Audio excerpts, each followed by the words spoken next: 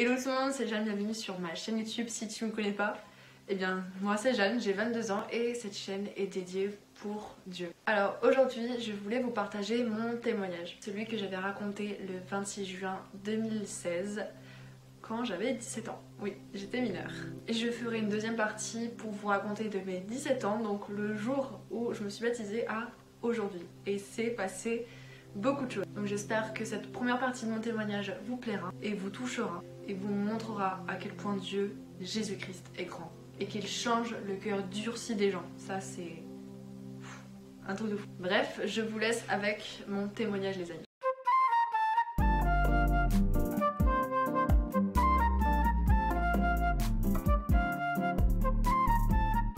Bonjour, je m'appelle Jeanne, j'ai 17 ans. Je vais vous raconter ce matin, cet après-midi ou ce soir, ma rencontre personnelle avec Jésus. Je viens d'une famille catholique, non pratiquante, et donc été baptisée quand j'étais petite. J'avais environ 1 an, pour vous situer. Cependant, je ne vivais pas du tout avec le Seigneur. Et nous vivions une vie de famille assez critique. Il y avait des larmes, des cris, des disputes. Rien n'allait. Au collège, je me faisais souvent embêter par mes camarades et je n'avais personne sur qui compter. Pour me sentir moins seule, je passais mon temps à écouter de la musique et en particulier à suivre assidûment un groupe de musique. Je pense que vous le connaissez tous. À l'époque, il faisait un carton, c'était les One Direction. Et j'idolâtrais ce groupe, j'adorais ce groupe. J'avais des... Vous voyez les petites adolescentes qui avaient des posters partout sur leur chambre, et ben c'était moi. On ne voyait pas la couleur de mon mur pour tout vous dire, tellement qu'il y avait de posters, de CD, de livres. Mes parents, s'ils tombent sur cette vidéo, ils comprendront. Et ils se remémoreront dans leur tête à quel point j'étais fixée sur ce groupe-là de musique. Alors, ça peut sembler un peu trash, mais j'avais déjà pensé au suicide, mais je ne l'ai jamais fait. Je n'ai jamais fait parce que j'avais trop peur. Voilà, j'avais beaucoup trop peur. Et puis un jour, ma mère nous a amenés à l'église. Elle était fraîchement convertie grâce à une amie à elle, grâce à une amie proche à elle qui l'a amenée à l'église. Donc ma mère étant convertie très récemment a voulu aussi nous faire goûter au Seigneur, à ce Dieu immense. Et donc j'avais à l'époque 14 ans en 2013. À l'époque où ma mère s'était convertie, j'avais 14 ans. Et moi je ne voulais pas aller à l'église. Et je m'en souviendrai toute ma vie lors de mon premier culte dans un temple, dans une église protestante. J'avais trouvé ça très ennuyeux. Très ennuyeux. Je ne voulais qu'une seule chose, c'était rentrer à la maison et écouter ma musique dans ma chambre, dans mon lit, tranquille. Et puis un jour, ma mère me parlait du groupe de jeunes et d'un camp chrétien qui s'appelle La Costette. Alors je sais pas si vous connaissez ce camp, c'est pendant la dernière semaine du mois d'octobre, ça dure, c'est même pas une semaine, ça dure 4 jours.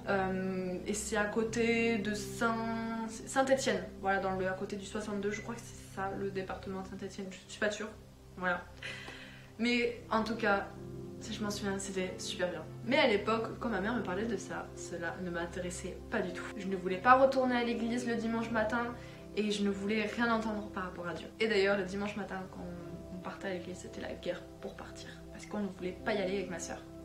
Ni mon frère d'ailleurs. Malgré mon désaccord, je fus miraculeusement inscrite à ce camp chrétien. Et ce fut pour moi ma première étape dans ma relation avec Jésus. C'était fin octobre 2013 et j'avais 14 ans. Et suite à ce camp, j'ai réussi à comprendre qui était vraiment Jésus. Et j'ai vraiment été touchée par Dieu ce week-end-là.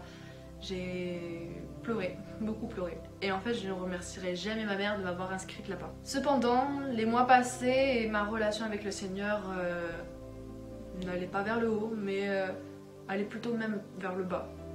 C'est comme si rien ne s'était passé en fait. Je ne priais pas, je ne lisais pas vraiment ma Bible, mais j'allais à l'église. Par contre, ça maintenant, j'allais à l'église. Et en fait, je priais le Seigneur vraiment que quand j'étais pas bien.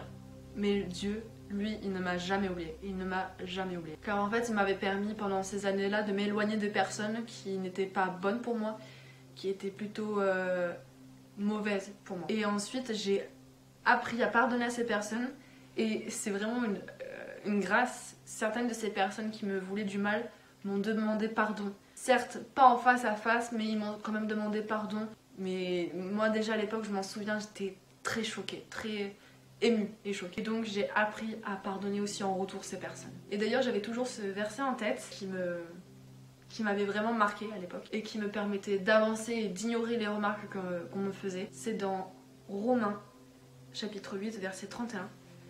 Que dirons-nous donc de plus? Si Dieu est pour nous, qui sera contre nous? Et ce verset était un boost pour moi qui m'évitait de tomber. Et le Seigneur m'a complètement guidée après ça. J'ai arrêté d'écouter ce groupe de musique. Certains diront ouf.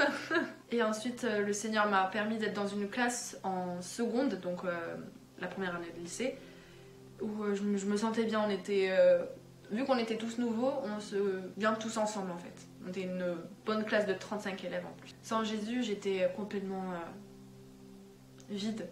Vraiment, le mot qui me vient en tête, c'était vraiment ça. J'étais vide. Je ne faisais rien de mes journées. J'étais tout le temps allongée dans mon lit. Franchement, ça me paraît tellement loin, mais en même temps, ça fait pas beaucoup de temps. On est en 2021, mais c'était... Ouais, en 2014, 2015, c'était... ouais, une sacrée époque. Enfin, de sacrées années. En fait, je vivais complètement dans le péché et j'étais... vraiment éloignée de la parole de Dieu, quoi. Et je ne m'étais pas du tout rendu compte que Jésus était cloué à la croix pour mes propres péchés. Et c'était en novembre 2015, quand j'ai eu 16 ans, lors d'une soirée de jeunes chrétiens. Et si vous connaissez ces soirées-là, c'est les soirées Pulse. Il y en a beaucoup dans plusieurs villes de France, comme moi j'allais à celle de Toulouse, il y a celle de Paris, Lyon, Rouen. Il y a qui fait les soirées Pulse? Il y en a beaucoup d'autres. Mais c'est les villes qui me viennent en tête là tout de suite. Mais les soirées Pulse, qu'est-ce que ça me faisait du bien. J'étais entourée de jeunes chrétiens comme moi. Je voyais qu'ils adoraient Dieu par la louange, par un orateur et tout. Et c'est vraiment lors d'une de ces soirées là que j'ai vraiment compris que waouh, Jésus est vivant et qu'il est là, quoi, qu'il existe. Par sa grâce, Jésus-Christ m'a sauvée des ténèbres. J'ai demandé pardon pour mes fautes, pour les personnes que j'ai blessées, évidemment, pour les actions que je faisais et qui n'étaient pas bonnes, pour le sentiment de toute puissance que j'avais avant de me tourner vers Dieu. Parce que c'est vrai que je me sentais parfois puissante. Je voulais être la chef. Cependant, Dieu, à côté de ça, m'a fait passer des épreuves qui m'ont vraiment permis de grandir. Même aujourd'hui, et même plus tard dans ma vie, j'en suis sûre. Qui m'ont affermi dans ma foi, mais aussi en tant que jeune fille. Vraiment jeune fille en Christ. Et franchement, je lui suis tellement reconnaissante parce que quand je me vois par rapport à avant, je n'ai rien à voir. Je n'ai vraiment rien à voir. Et Christ m'a vraiment rendue plus forte. J'ai déposé tous mes fardeaux à ses pieds car je n'arrivais pas à porter tout ce poids sur mon dos. C'était beaucoup trop lourd. J'ai vraiment fait confiance au Seigneur et je lui ai dit, il n'y a qu'un seul Dieu. Et c'est toi, c'est pas moi.